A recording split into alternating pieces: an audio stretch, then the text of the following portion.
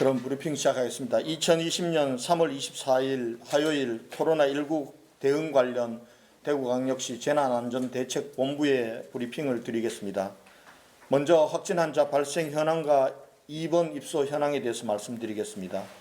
질병관리본부의 발표에 따르면 오늘 오전 0시 현재 대구시에서 발생한 코로나19 확진 환자는 전일 오전 0시 대비 31명이 증가한 총 6,442명입니다. 현재 확진 환자 2,060명은 전국 70개 병원에서 입원 치료 중이고 1,609명은 생활치료센터에서 치료 중입니다. 생활치료센터에 입소해 있는 환자들의 수는 하루가 다르게 줄어들고 있습니다. 확진 판정 후 자가에서 치료 중이거나 대기 중인 환자도 83명으로 줄어들었습니다. 어제 하루 51명의 환자가 병원과 생활치료센터에 입원 내지 입소하였고 오늘은 172명이 추가로 입원 입소할 예정입니다. 여기에 입원 입소 부분들은 전원 조치를 포함한 내용이라는 말씀을 드리겠습니다. 완치 환자들도 계속 늘어나고 있습니다. 어제 하루 완치된 환자는 268명으로 현재까지 완치된 환자는 총 2,606명입니다. 사회복지생활시설과 요양병원 및 정신병원에 대한 전수진단검사 실시 현황과 확진자 발생 현황에 대해서 종합해서 말씀드리도록 하겠습니다. 어제까지 진단검사는 완료된 상태입니다. 사회복지시설과 그리고 요양병원에 대한 진단검사는 완료된 상태이고 검체한 33,256명 중 32,189명 96.8%는 음성이고 224명 0.7%는 양성으로 나타났고 현재 821명이 검사 결과를 기다리고 있습니다. 이 검사 결과에 따라서 양성이 조금 늘어날 수도 있다고 판단하고 있습니다.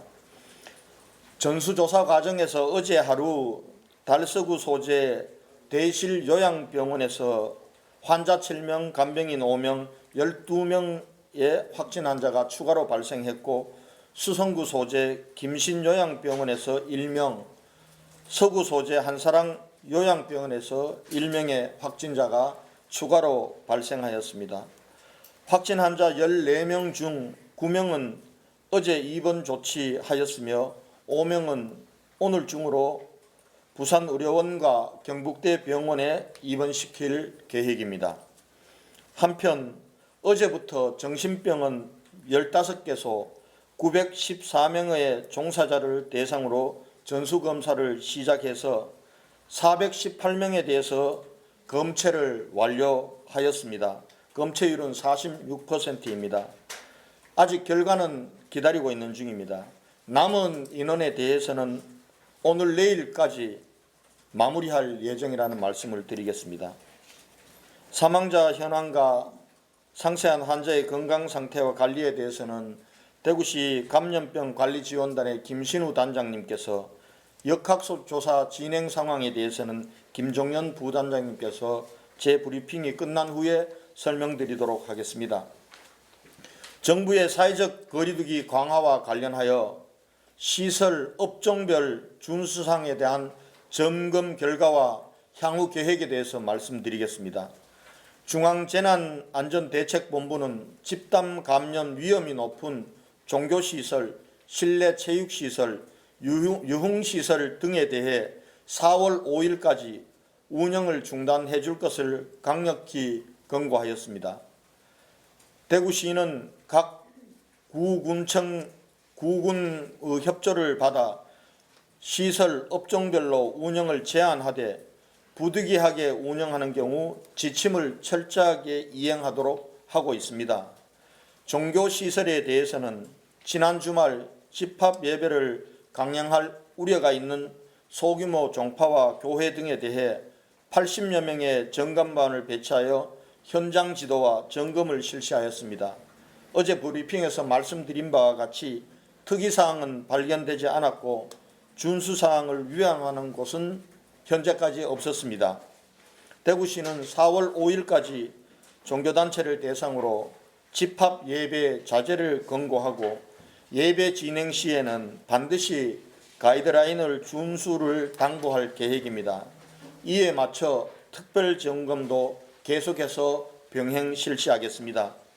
실내 체육시설, 영화관, 소극장에 대해서는 3월 17일부터 체력단련장, 체육도장, 무도학원, 무도장, 영화관, 소극장 등 1289개소에 대해 60여 명의 점검만을 편성하여 점검한 결과 현재 1013개소가 휴업 중이고 휴업률은 78.6%인 것으로 확인하였고 영업 중인 시설에 대해서는 지침 준수 여부를 확인하고 있습니다.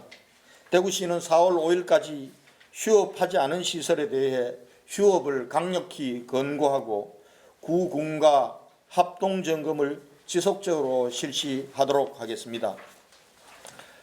세 번째, 유흥시설, 노래연습장, PC방에 대해서는 3월 15일부터 유흥시설, 클럽을 포함해서 유흥시설, 노래연습장, PC방 등 4,463개소에 대해 영업 자제를 권고하고 영업 중인 사업장에 대해서는 준수사항 이행을 지도 점검하고 있습니다.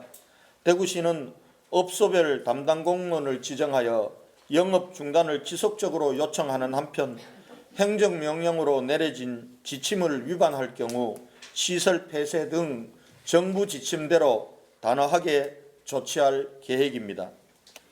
다음은 신천지 교회 및 부속 시설 폐쇄명령 연장 조치 사항입니다.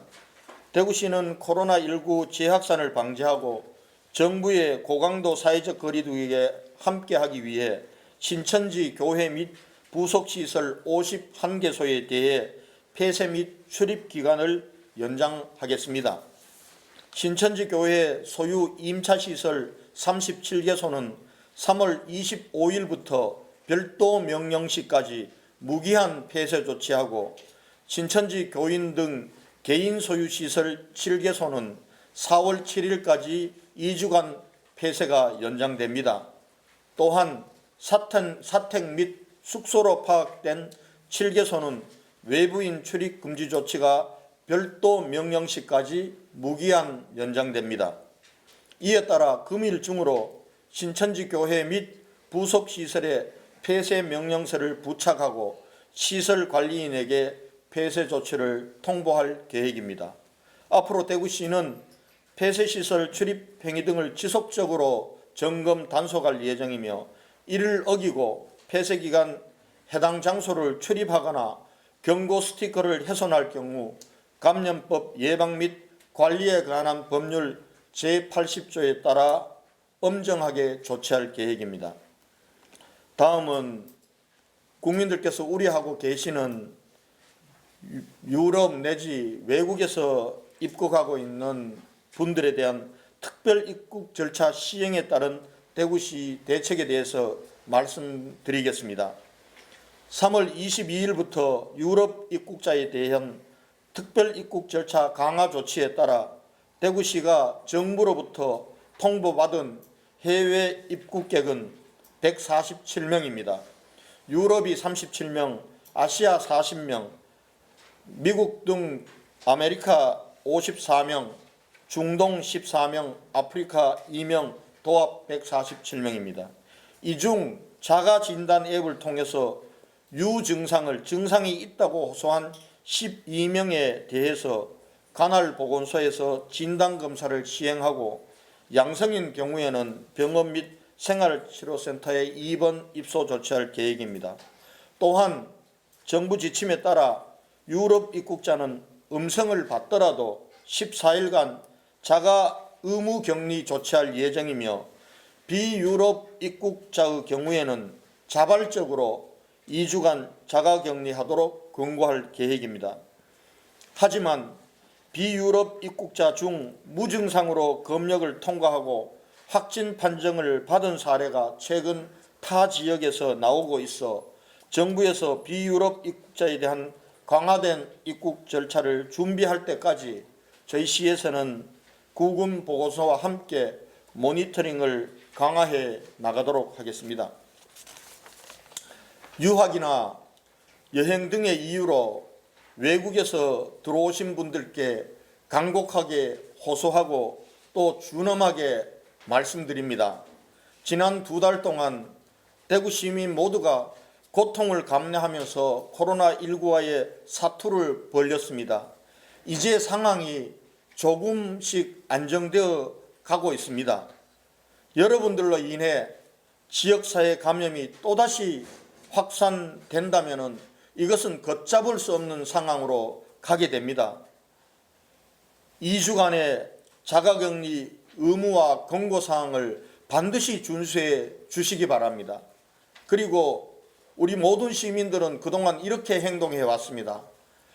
자가격리 중에 발열, 기침, 설사, 구토 등 증상이 있을 경우 바로 병원으로 가지 않고 1339 콜센터나 보건소에 연락한 후에 안내에 따라서 선별진료소에서 진단검사를 받고 거기에 따라서 조치를 했습니다. 이렇게 한 결과가 상황을 안정시킬 수 있었습니다. 외국에서 오신 분들이 국내 조치를 잘 모를 것 같아서 다시 한번 말씀드립니다. 자가격리 의무와 권고를 반드시 지켜야 합니다. 그리고 자가격리 중에 가족들과도 접촉을 회피해야 합니다. 그리고 증상이 있을 경우 발열이나 그리고 기침이나 구토나 증상이 있을 경우에는 바로 병원에 가시면 안 됩니다. 1339 질병관리본부 콜센터나 보건소에 전화로 연락하신 후에 안내를 받아서 보건소 선별진료소에서 진단검사를 받고 거기에 따라서 조치에 응해 주시기 바랍니다. 이것은 간곡한 호소이기도 하고 또 대구 시민의 준엄한 명령이기도 합니다. 꼭 지켜주시기 바랍니다. 긴급생계자금 지원과 관련해서 어제 발표 이후에 많은 질문이 있고 또 지역사회 일부에서 여러 가지 문제제기가 있어서 상당히 혼란스럽습니다. 긴급생계자금 지급과 관련하여 관심과 의견이 많으시리라고 생각합니다. 굉장히 긴박한 상황에서 진행되는 겁니다. 그러나 일부에서 지금 선거를 앞두고 지원 방식과 시기에 대해서 어찌 보면은 무책임하게 언급하고 때로는 선동함으로써 혼란이 야기되고 있습니다. 특히 이번 선거에 나가는 후보들께서 이 부분들 지급 방식과 그리고 또 시기, 지급 대상 등에 대해서 자기 의견을 함부로 표시하게 되면은 이 선거에 도움 안 됩니다. 혼란만 야기시킬 뿐입니다. 자제해 주실 것을 간곡히 당부드립니다. 우리 대구시는 코로나19 환자의 71.5%를 차지할 뿐만 아니라 그로 인해서 도시의 경제 기능이 마비된 지도 지금 벌써 한 달이 넘어감에 따라서 중앙정부에 호소하고 대구시가 뼈를 깎는 그런 노력으로 자체 사업을 줄여가면서 어려움에 처해 있는 시민들께 조금이라도 도움의 손길을 드리기 위해서 긴급생계자금 패키지를 실시하게 된 것입니다. 지급 시기와 방법은 코로나19의 지역사회 전파를 차단해야 하는 코로나19 방역적인 관점과 그리고 어려운 시민들께 하루라도 빨리 지원해야 하는 경제 방역적인 관점, 두 관점의 균형점을 맞추어서 결정하게 되는 것입니다. 모든 방식을 동원해 최대한 빠른 시간 내에 안전하게 시민들의 어려움을 조금이라도 덜어드릴 수 있도록 최선을 다하겠습니다. 이 작업을 하는데도 방역 작업만큼 많은 인원들이 투입되어야 하는 현실적인 어려움이 있다는 점을 이해해 주시기 바랍니다. 의심하고 반목하고 혼자만의 어려움만 호소해서는 이 위기를 돌파할 수 없습니다. 우리 대구 시민들은 그런 시민들이 아닙니다. 저는 긴급 생계자금, 생존자금을 신청받고 배부하는 과정에서도 우리 대구 시민들의 위대한 시민정신이 발휘될 거라고 믿습니다. 시민 여러분, 저와 250만 대구 시민은 코로나19 바이러스를 완전히 종식시키기 위해 피를 깎는 어려움을 감내하면서 사투를 벌여왔습니다.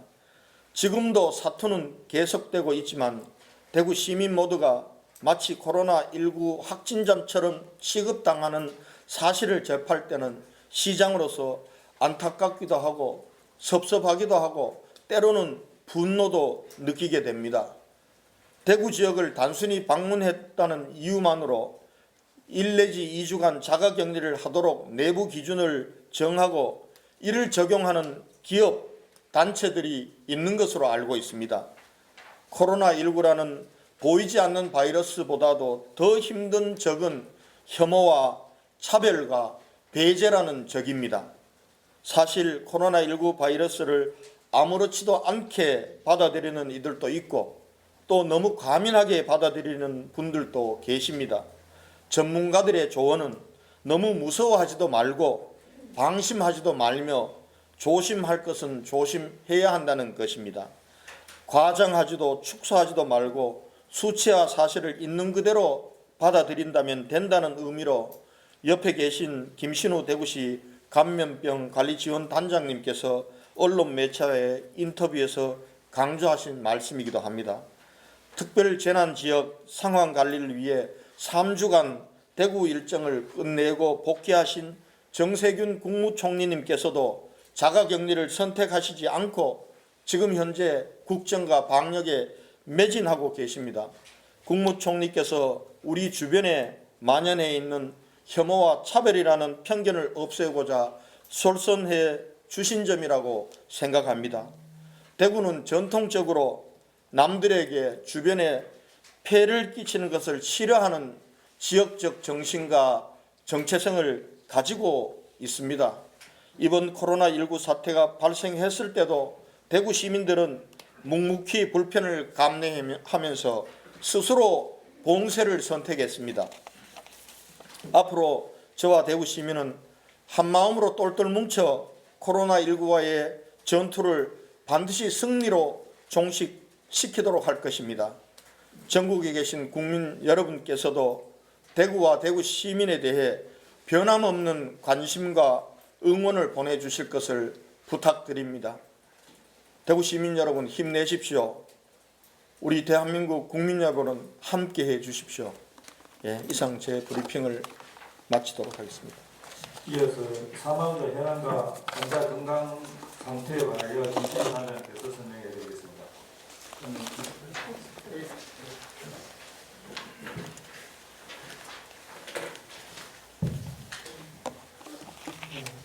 영시 기준으로 4분의 사망자가 있습니다. 80도까지 말씀드렸고 81번째 환자 돌아가신 분은 여자 95세이십니다. 치매와 고혈압이 있으셨습니다. 3월 3일 날 북구보건소에서 확진을 받으셨습니다. 3월 14일 날 폐렴 증상이 생겨서 대구 가톨릭대학교 병원에 내원하셨고 14일부터 23일까지 치료 중 중환자실에서 5시 17분에 돌아가셨습니다. 82번째 대구 사망자는 82세 여자였습니다. 치매, 고혈압, 당뇨, 위암, 심근경색증이 있으셨습니다. 3월 15일 대실 요양병원에 입원하고 계셨고 3월 18일 날 코로나 전수 조사에서 확진 받으셨습니다. 이후 대구의원으로 전원되어서 치료 중 3월 23일 06시 28분에 사망하셨습니다. 83번째 대구에서 사망자는 여자 91세였습니다. 치매와 빈혈이 있으셨고 한사랑 요양병원에 19년 11월 22일부터 입원하고 계셨습니다. 3월 18일 날 확진을 받으셨고 3월 19일 날 대구의원에 전원 갔었으며 3월 23일까지 치료 중 02시 53분에 사망하셨습니다. 대구에서 84번째 환자분 남자 63세입니다. 기대질환은 없었습니다. 3월 4일날 확진을 코로나19에서 받으셨고 3월 6일날 호흡곤란으로 영남대학교 병원 입수를 내원해서 치료를 진단 삭발을 하고 치료를 하셨으나 중환자실에서 치료 중 3월 23일 17시 30분에 사망하셨습니다. 지금 최종적으로 여기고 있는 인공호흡기를 달고 계신 분은 44명이십니다. 조금씩 더 올라가 있는 모습입니다. 에크모를 사용하고 계신 분은 인공호흡기 더해서 사용하고 계신데 9분 계십니다. 일반 환자분들이 발생이 있는데 병원은 그렇게 어렵지 않게 찾을 수 있고요. 요양시설을 같이 하는 부분에 있어 대구의료원을 비롯하여 여러 곳에 시와 함께 환자들을 건강에 입원시키고 있습니다. 이상입니다. 네, 다음은 역학조사 관련 김종년 부담관님께서 설명드리겠습니다. 네, 역학조사 주요 결과에 대해서 말씀드리겠습니다. 3월 23일 0시 기준 확진자 24명에 대한 역학조사 결과입니다. 감염원별로는 신천지가 4명, 신천지 관련 접촉자가 5명, 기타 확진자의 접촉자가 12명, 역학조사 중이거나 불명의 경우가 3건입니다.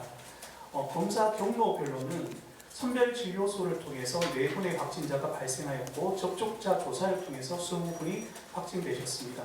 최근 며칠 동안 보시면 원인 불명이거나 역학조사 원인이 잘 안 밝혀지는 불명 건수가 4-5건 정도로 유지가 되어지고 있습니다.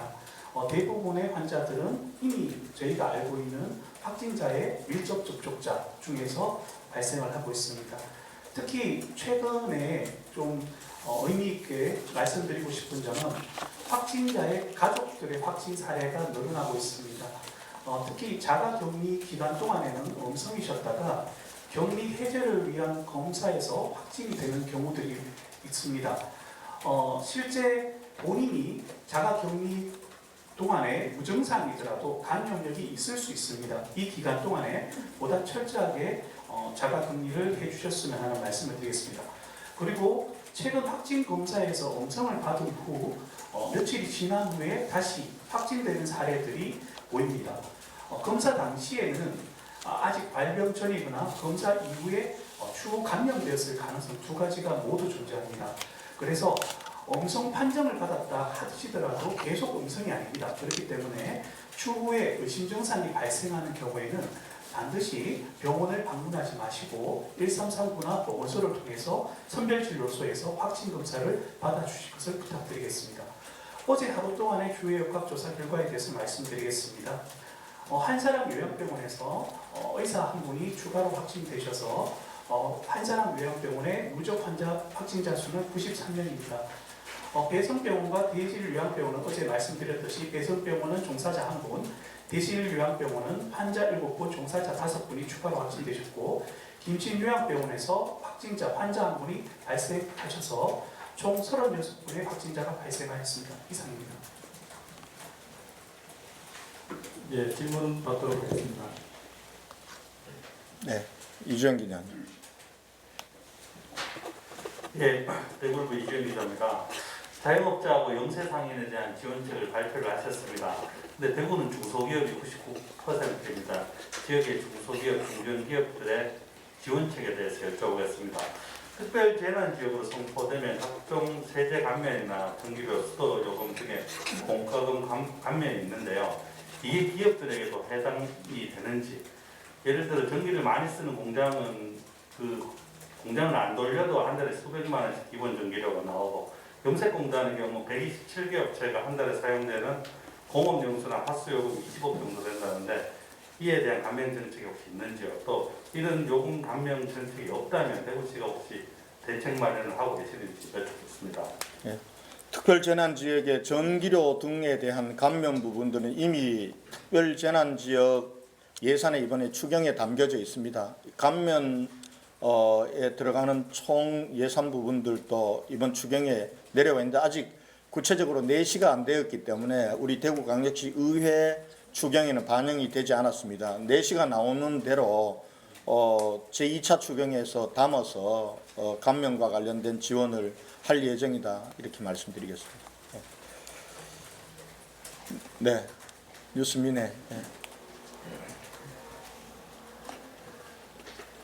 네, 뉴스민 천영길 기자입니다. 우선 어제 입장문이 하나 나왔는데요. 요양병원 요양보호사에 대해서는 전수조사를 했는데 대학병원 간병사, 요양보호사와 간병사가 사실은 병원을 왔다 갔다 하면서 근무를 하기 때문에 노조에서 요양병원 뿐만 아니라 대학병원 간병사도 전수조사 대상에 포함해달라고 요구를 했는데 대구시에서 이게 불가능하다라는 입장을 밝혔다고 했습니다.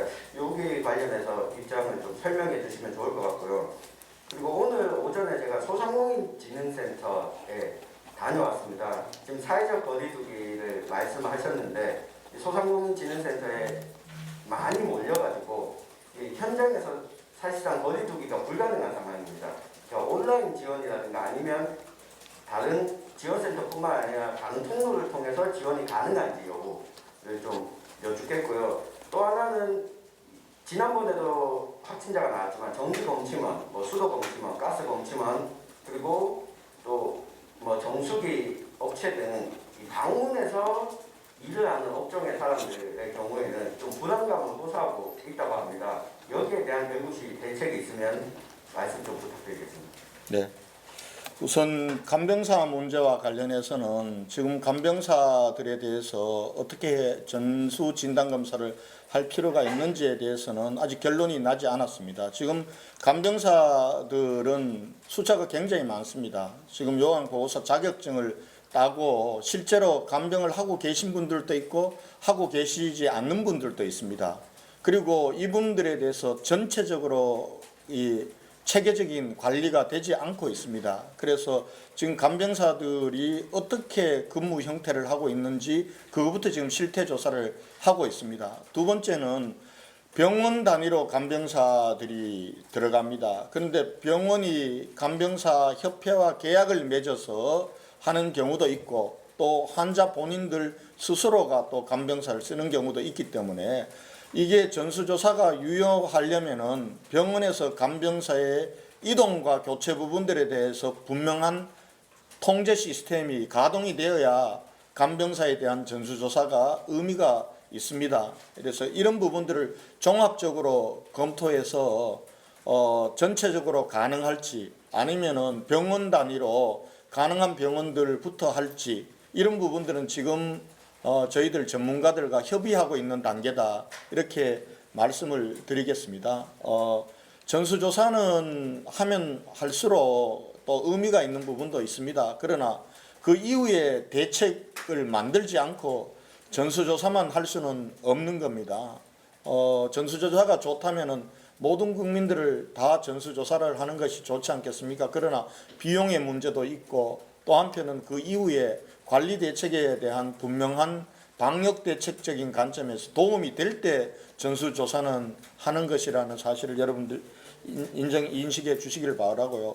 소상공인진흥센터에 지금 몰리는 이유는 지금 정부에서 소상공인진흥센터를 통해서 전국에서 첫 번째 1조 원의 금융 지원을 제공을 하는 걸로 했습니다. 소상공인진흥센터에서 인정을 받아야 보증재단과 은행을 통해서 대출을 받을 수 있기 때문에 지금 소상공인진흥재단에 몰리는 겁니다. 이거는 전국적인 현상입니다. 그런데 벌써 1조 부분들은 소진이 되었다라고 얘기를 들었습니다. 그리고 여기에 몰리는 이유는 다른 지금 대구시가 하고 있는 경영안정자금도 지금 원래 8천억입니다. 그중에 지금 3천억은 소진되었고 5천억이 남아 있습니다. 그리고 정부에서도 지금 2조의 특별 코로나19 특별 보증을 하고 있습니다. 이거보다도 지금 소상공인진흥센터를 통해서 할 경우에 수수료라든지 이자 부분들이 다른 것보다도 사실은 좀 좋은 조건으로 가기 때문에 소상공인들이 여기에 지금 몰리고 있는 겁니다. 그래서 저희 대구시가 소상공인진흥센터에 대출 문제와 관련해서 개입할 권한은 없지만은 방역적인 차원에서 혹시나 그렇게 사람들이 밀접해서 몰릴 경우 거기서 혹시나 감염이 확산되지 될 우려가 있기 때문에 이 부분들을 방식 부분들에 대해서 소상공인진흥센터와 협의하도록 하겠다 이런 말씀을 드리겠습니다. 오히려 지금 시민들께 부탁드리고 싶은 것은 지금 저희 대구시가 하고 있는 경영안정자금 부분들이 신용보증재단을 통해서 하고 있습니다. 그리고 또 정부에서 코로나19 특별융자 같은 경우는 신청 접수를 신용보증재단에서만 받는 것이 아니라 지역에 있는 은행 창구에서도 다 받고 있습니다. 그렇기 때문에 이 부분들을 이용해 주실 것을 부탁드리고 현재까지 대구는 다른 지역보다는 조금 한 주간 더 빠릅니다. 한 3주 정도면은 신청해서 금융 지원이 나가는데 아마 대구시 신용보증재단에서 인력도 확충하고 또 해서 한 2주 내로 지급이 될 수 있도록 그렇게 할 방침으로 지금 하고 있다 이렇게 안내 말씀을 드리겠습니다. 그 다음에 가스 검침원 방문자 불안감 맞습니다. 근데 이 부분과 관련해서 지금 현재 저희들이 원격 검침이나 또 다른 방식의 검침 부분들이 가능하면은 그 방식을 하도록 권고를 하고 있습니다. 하고 있고 그리고 가정을 방문할 때는 자기 개인 좀 수칙을 철저하게 준수하도록 안내를 하고 있다는 말씀을 드리겠습니다. 이게 종합적으로 방역적인 관점에서 철저하게 모든 부분들을 안심시키기에는 참으로 어려움이 있다 이런 말씀도 함께 드리도록 하겠습니다. 예, 경향신문에 네, 경향신문 백경렬 기자입니다. 두 번째 질문 드리겠는데요. 그 특별 절차 시행 관련해서 대구시 대책 나왔는데 그 정부 대책과 크게 다르지는 않은 것 같습니다. 이렇게 보면은 그 자가진단 앱을 통해서 이중상 흡수한 사람 12명 중에 그 비유럽 국가가 10명이나 되거든요. 그래서 지금 자발적으로 2주간 자가격리하도록 권고한다고 되어 있는데 혹시 대구시에서 좀 더 강력하게 할 의향은 없으신지 이런 부분이 좀 궁금하고요. 또 추가 대책이 있으신지 이런 부분이 궁금하고 그리고 지금 요양병원하고 정신병원 전수조사 조사도 어제부터 시작을 해서 신천지 교인에 관한 좀 관리가 좀 느슨해질 수 있다는 좀 우려가 나오는데 혹시 그 현재 모니터링은 좀 부분이나 대구시별로 어떻게 하고 있고 최근 그 소모임이나 어떤 발견된 특이사항이 있는지 여부가 좀 궁금합니다. 신천지 교인에 대한 모니터링은 느슨하지 않습니다. 느슨하지 않고 신천지 교회와 그리고 교인들 스스로도 굉장히 자기들이 이번에 혹독한 시련을 겪었기 때문에 상당히 조심하고 있는 편이고 그리고 집단 거주시설을 중심으로 해서는 매일같이 순찰 활동도 해서 접촉하거나 335 모임 부분들도 하는 것을 우리가 철저히 단속을 하고 있습니다. 하고 있고 다만 이분들을 전에 자가격리 상태처럼 다 관리는 할 수가 없습니다. 지금 자가격리 부분들과 관련해서 너무나 많은 인력들이 투입이 되고 있기 때문에 이미 해제되어서 있는 분들까지를 또 다른 방식으로 전에처럼 관리할 수는 없습니다. 그래서 저희가 행정명령을 신천지 교인들에 대해서는 335 모임도 하지 말 것을 강력하게 권고했고 그리고 거기에 따른 단속 활동도 진행하고 있고 또 신천지 차원에서도 이 부분과 관련해서는 좀 강력하게 하고 있다는 말씀을 드리겠습니다. 그리고 비유럽권에서 오는 분들과 관련해서 지금 다른 지역에서는 비유럽에서 오셨던 분들이 공항을 통과할 때는 통과가 되었지만 증상이 없어서 그 이후에 지역사회에 와서 확진된 케이스가 있기 때문에 정부 차원에서도 지금 비유럽 국가에 대해서 아마 오늘 내일 중으로 지침이 아마 더 강한 지침이 있을 거로 봅니다. 이 부분들과 관련해서는 저희가 정부 지침을 가능하면 정부의 통일된 강력한 지침 부분들을 마련해 줄 것을 요청하고 또 정부 지침이 우리 대구 지역 상황에 비추어 봐서 우리가 더 강하게 조치해야 될 필요가 있다면 그동안 해왔듯이 더 강한 조치를 취하도록 그렇게 하겠습니다. 지금 현재까지는 정부 지침대로 간다는 방침입니다. 네, 중앙일보, 네, 한국일보, 미안합니다. 기자입니다. 세 가지 좀 여쭤보겠는데요. 신천지 신자들 가운데 여전히 행정 조사를 하는 부분에 대해서 좀 반감을 가지고 계시는 분들이 계신 것 같은데 10폐쇄 명령이 연장이 되고 뭐 이러면서 좀 과학하게 몰아세우고 있다. 그리고 달서구 보건소장이 공석인데 이게 확산 원인이다라는 식으로 되려 이렇게 이야기하시는 분들도 있는 것 같더라고요. 그래서 이 부분에 대해서 시장님 어떻게 생각하시는지 좀 궁금하고요. 그 다음에 그 질병관리본부에서 어제 31번 확진자보다 먼저 증상을 보인 신천지 신자가 있다고 공개를 했는데 그러면 이 증상을 먼저 보였다는 환자가 곽병원 폐렴 환자 2명인지 아니면 따로 신천지 신자가 있는지 또 이에 대한 역학조사가 진행이 되고 있는지 그리고 먼저 증상을 보인 신자가 2월 예배에 참석한 게 31번 환자보다 이제 전파 원인이었다고 볼 수 있는지 설명 좀 부탁드리고 그다음에 역학조사 기능이 정상화가 되면 이제 환자 동선이나 이제 통계 이런 게 정상적으로 좀 시민들한테도 좀 알려지는 게 좋을 것 같은데 이에 대한 역학조사 결과를 이제 공개하는 부분에 대해서는 어떻게 좀 진행을 하고 계시는지 설명을 부탁드리겠습니다. 신천지 교인들이 가혹하다라고 저는 듣지 못했습니다. 가혹하지 않습니다. 마땅히 해야 될 조치이고 준수해 주어야 합니다. 신천지 교인들로 인해서 대구가 받았던 고통이 너무나 큽니다. 아마 그분들도 지금 입소했다가 또 병원에 있다가 퇴원하시는 분들이 남긴 글을 보면은 굉장히 미안해하는 사람들도 많습니다. 그런 면에서 이걸 가혹하다고 받아들인다면은 앞으로 우리가 방역 조치를 할 수가 없습니다.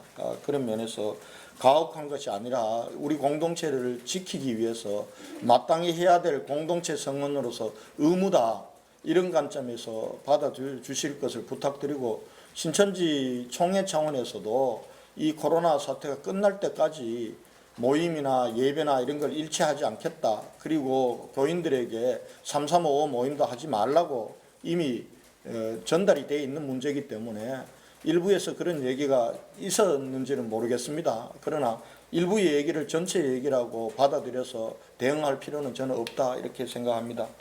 그 다음에 31번 환자가 과연 대구의 첫 환자냐 문제와 관련해서 어제도 질문이 있었습니다만, 이 문제는 대구시장인 제가 답할 일이 아닙니다. 앞으로 질병관리본부에 질문해 주시기 바랍니다. 지금은 31번 환자가 첫 번째 환자냐 아니면 더 있느냐의 문제는 감염원의 원점을 찾는 것은 질병관리본부에서 방대한 데이터와 자료들 그리고 전문가들이 동원돼서 하고 있습니다.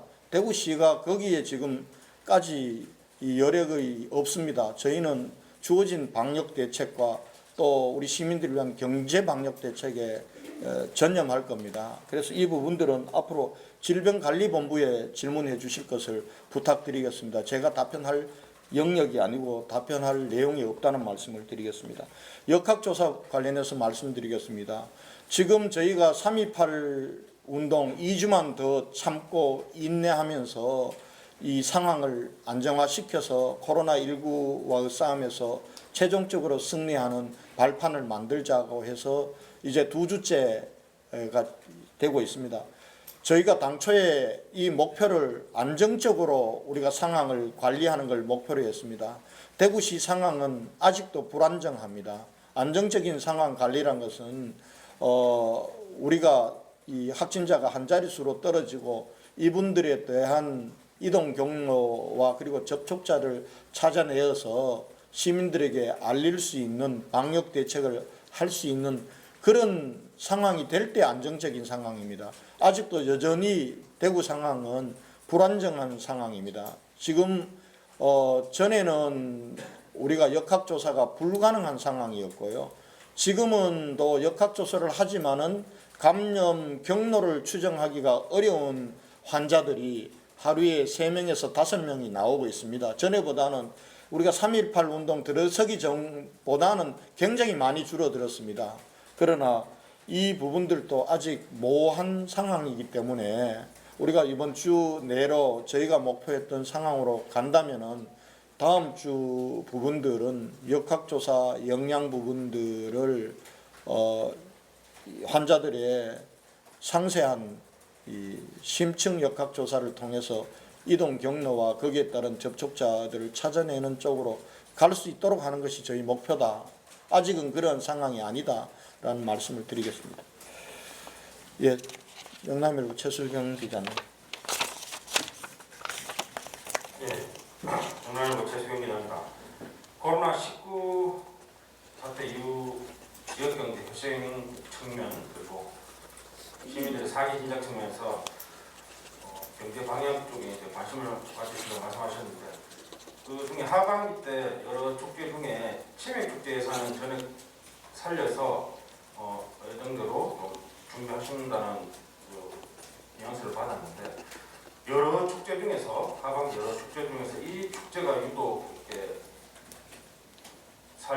예산을 살리고 강행하시는 그 배경에 대해서 좀 설명이 좀 듣고 싶습니다. 그리고 만약에 이 축제를 하면 기존에 구상했던 축제와 좀 구성이나 콘텐츠 측면에서 변경이 있는지, 시기 조정이나 이런 것에도 변화가 있는지, 그리고 이 예산 관계나 이런 것도 좀 같이 설명 부탁드립니다. 치맥 축제는 이미 시기는 변경됐지 않습니까? 6월 말에서 원래 7월 초 사이에 하는데 하반기에 가서 상황을 보면서 붐업 축제로 만들 수 있는 여지를 보면서 이 부분들은 살렸다는 말씀이고요. 그러나 또 코로나19 상황이 그때가 하반기에 가서도 축제를 치맥 축제조차도 못하는 경제 붐업이 중요한 것이 아니라 오히려 방역에 더 초점을 맞추는 상황이 된다면은 그때 가서도 치맥 축제를 다시 할 수 없고 완전히 취소하게 될지도 모르겠습니다. 그러나 저희가 어쨌거나 전반기에는 우리가 방역에 최선을 다하고 후반기에 가서는 코로나19 상황과 맞추어서 경제회생을 위한 붐업 행사를 해야 된다. 그런 관점에서 다른 축제들은 이미 5월 달에 예정되는 컬러풀 페스티벌이라든지 아니면은 6월 달, 7월 달에 예정되었던 국제 뮤지컬 페스티벌이라든지 이런 페스티벌은 다 취소를 했습니다. 그리고 민간에서 위탁해서 하는 축제 부분들도 국제 행사와 연관된 거는 8월 달까지는 어차피 국제 행사가 되질 않습니다. 우리가 할 수 있다고 해서 외국에서 오지도 않을 것이고 또 외국을 받는 것도 위험하기 때문에 8월 말까지 국제 관련된 축제 행사 부분들은 하지 않는 방침이고요. 이런 방식으로 진행을 하고 있는데 치맥 부분들과 관련해서는 여러분들 아시겠지만 치맥 관련해서는 이게 산업축제입니다. 문화축제가 아니고 경제 붐업 행사로 가장 알맞은 이 축제가 치맥 축제이기 때문에 이 부분들은 하반기에 연기해서 하는 부분들을 검토하기 위해서 예산을 삭감하지 않았다. 그러나 이것도 하게 될지 안 될지는 코로나 방역 상황을 보면서 결정해야 된다. 이렇게 말씀드릴 수 있겠습니다. 네. TBC의 이종훈 기자입니다. 어제 24분에 대한 역학조사가 있었는데 혹시 이 24분 가운데 고위험 분이 혹시 어떤 분이 계신지 궁금하고요. 사망자 관련해서 아까 말씀하셨는데 84번째 63세 남성의 경우 이제 말씀을 들어보면 이제 집에 대기 중에 계시다가 스스로 병원에 내원하셨다가 이번에 사망하신 걸로 보이는데 현재 환자 분류를 계속해서 이제 사회나 통해서 하고 있는 걸로 알고 계시는데 자가에 대기 중인 환자 가운데 고위험 분으로 분류되신 분들의 이번 상황이 여의치가 않은지 그 부분하고 인공호흡기나 에코모 치료를 여전히 받고 계신 분들이 많은데 사망자가 하루에 2-3명, 많게는 5-6명씩 계속 나오고 있는데 이 사망자가 뭐 대구에 집중되는 건 아닐 건데요. 좀 사망자가 계속해서 이렇게 줄지 않고 있으면 어느 부분에 대해서 의료진의 어떤 의료 치료 역량의 문제인지 아니면 인적 자원의 좀 부족인지 뭐 원인에 대해서 설명을 좀 부탁드리겠습니다. 우리 김신우 단장님 먼저 환자들 상황 말씀하시고, 김정현 단장님부터 역학조사에 고위험군이 있는지 과 관련해서. 네, 어제 그 23일 추가 확진자 24분에 대해서 저희가 이제 고위험 여부를 판단하려면 일단 연령이나 이런 부분은 저희가 파악이 되어져 있습니다만은 건강보험공단에 이분들의 진료 이력을 저희가 붙여서 확인을 해야 되는 과정들이 남아 있습니다. 그래서 그 과정은 지금 진행되고 있다고 말씀을 드리겠습니다. 네, 사망자 84번 환자는 3월 4일 날 확진을 받으셨고 3월 1일 날 입원을 하셔서 3월 달 초에 입원 병상이 원활하지는 않았지만 많이 늦어졌다라고 판단까지는 안 됩니다. 사망자들이 지금 이렇게 많이 생기고 있는 것은 대부분 일부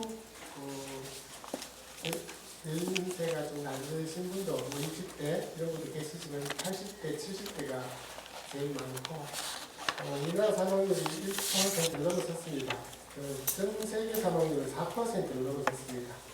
그리고 우리 이렇게 고령자와 기저질환이 많다라는 불리한 점과 또 장점은 의료 체계가 비교적 환자들을 살리기에 최선의 치료를 할 수 있다라는 것을 말씀드리고요.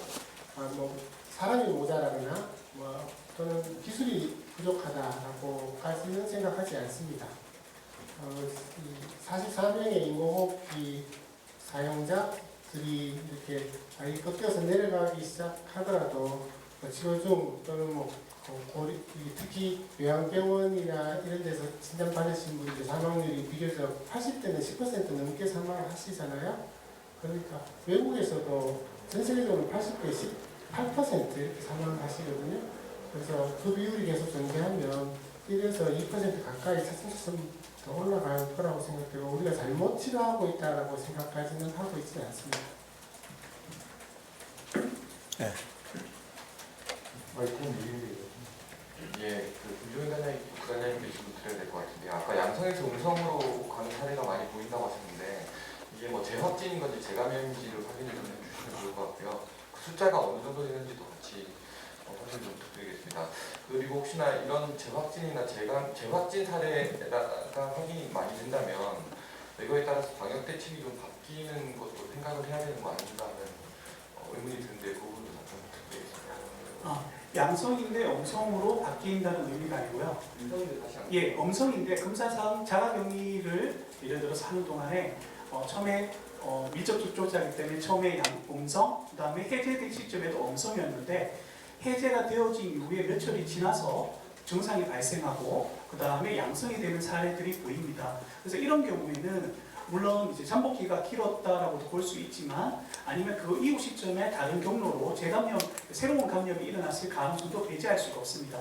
드리고 싶은 논점은 뭐냐면 음성을 받았다고 해서 그 검사 시점에 음성이라는 거지 그 이후에 증상이 나타나면 반드시 병의원을 방문하지 마시고 확진 검사를 받으시라는 말씀을 당부드리는 내용입니다.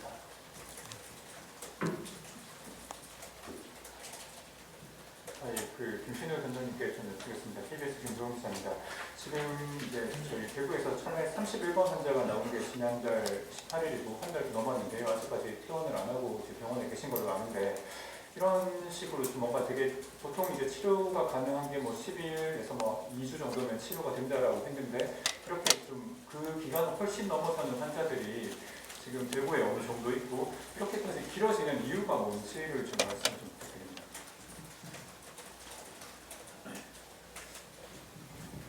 평균 수학적 영어로 중앙가 14.7일 정도 된다고 합니다. 그런데 이렇게 3주를 넘기고 4주를 넘기고 하는 부분이 몇 %에서 분자 분모가 어느 정도 되는지에 대한 자료는 중앙에서도 그렇고 지금 저희들도 이렇게 시작에서부터 그 데이터들이 다 이렇게 클리어리 이렇게 검토를 맞는지 아닌지를 검토를 해야 되는 과정이라서 정확히 정확한 값으로 몇 퍼센트나 이렇게 말씀드리지는 못하겠고 실제적으로 그런 사람들이 존재하고 그런 사람들이 존재할 때 그 사람들이 어떤 위험 요소가 있을 때 그런지 이분들이 슈퍼 스프레더에 해당하는지 이런 것들에 대해서 학문적인 관심과 방역적인 관심이 있습니다. 그렇지만 지금 봐서 어떤 사람이 이렇게 됩니다라고 딱 말씀드리기는 어렵고 메르스나 사스 때 보면 면역 저하자들이 오랫동안 바이러스를 냅니다. 그러나 면역 저하자가 아님에도 불구하고 오랫동안 내는 증상인들도 계셔서 단정적으로 이런 사람이 오래 냅니다라고 말씀드리기는 어렵고 우리가 연구가 결과가 나오면 또 같이 나누겠습니다.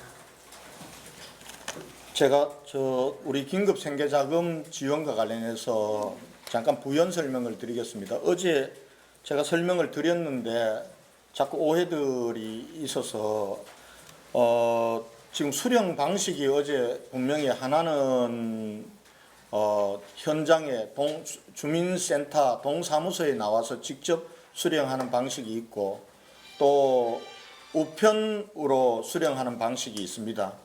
동사무소에 와서 직접 수령하는 방식은 4월 15일 선거 이후부터입니다. 그리고 본인들에게 언제 몇 시에 오라는 것을 문자로 다 안내해서 한꺼번에 사람들이 몰려서 코로나19로 인한 방역에 문제가 되지 않는 방식으로 할 겁니다. 질서 있게.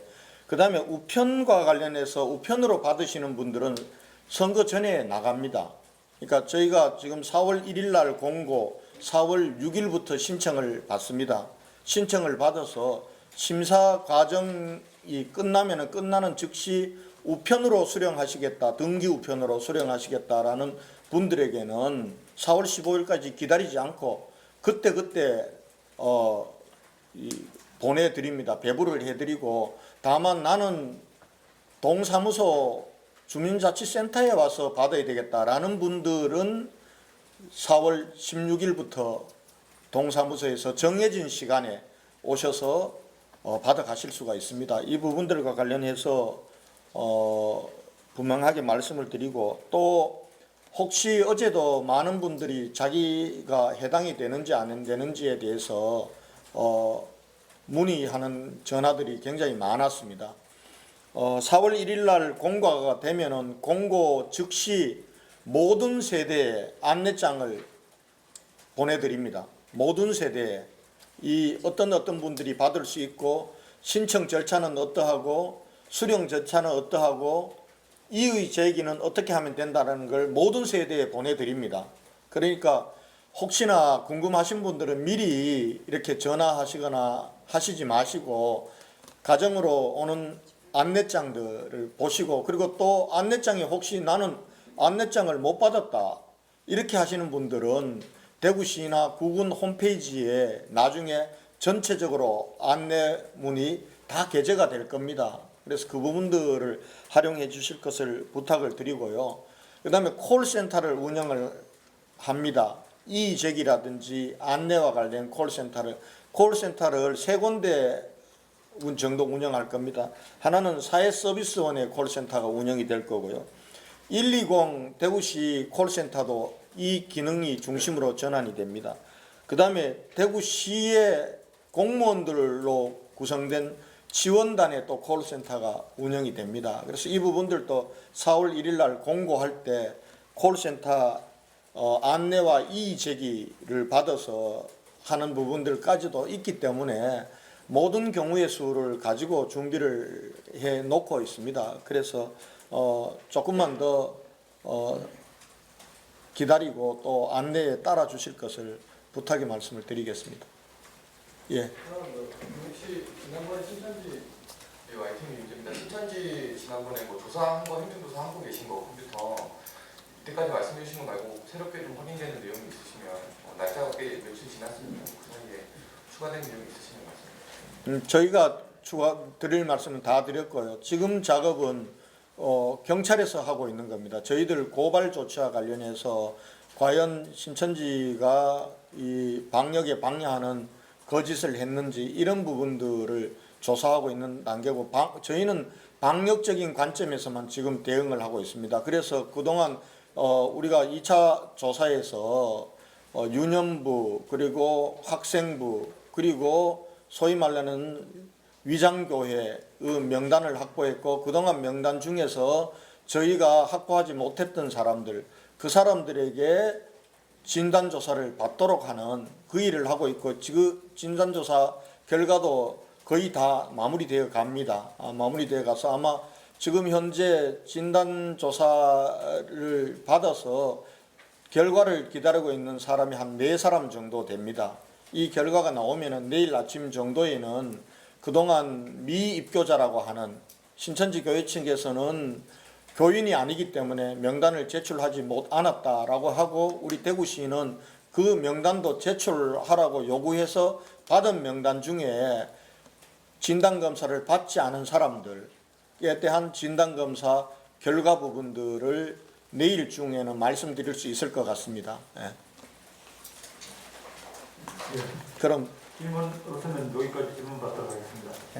이상으로 코로나19 대응 관련 오늘 정례 브리핑을 모두 마치겠습니다.